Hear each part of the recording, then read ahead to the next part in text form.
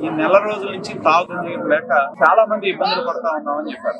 ఎన్నికలు వస్తున్నాయి కాబట్టి జగన్మోహన్ రెడ్డి గారు ఏం హామీ ఇచ్చారు? తూతూ మంత్రంగా ఒక పెద్ద మీటింగ్ పెట్టి మేము టిప్పు ఇళ్ళిస్తున్నామని చెప్తే ఇవాళ అద్దెలు కట్టలేక ఇక్కడ పేద కుటుంబాలు ఇక్కడ చేరితే నెల రోజుల దాకా నీళ్లు రాక అసలు ఎందుకు వచ్చామరా బాబు మహాప్రభు ఈ కాలనీకి అనుకునే విధంగా ప్రజలు తీవ్రమైన ఆవేదన వ్యక్తం చేస్తున్నారు.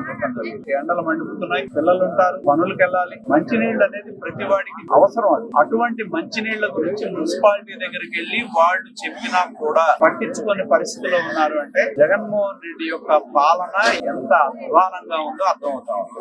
మాట్లాడితే పేదవాళ్ళని చెప్పే జగన్మోహన్ రెడ్డి పేదలకు సంబంధించిన ఈ కాలనీలో కనీసమైన సౌకర్యాలు కల్పించడంలో 4 సంవత్సరాల 10 నెలల కాలం ముఖ్యమంత్రిగా ఉన్నా ఇక్కడ విఫలమయ్యారని చెప్పడంలో సందేహం లేదు. మేము ఇంటరాక్షన్ అయినప్పుడు ప్రధానంగా మంచినీరు, వీధి లైట్లు లేకపోవడం, వచ్చే రోడ్లో లైట్లు లేకపోవడం వలన ఆడపిల్లలు రావాలి అంటే చాలా ఇబ్బందులు ఎదుర్కొంటారని చెప్పడం జరిగింది.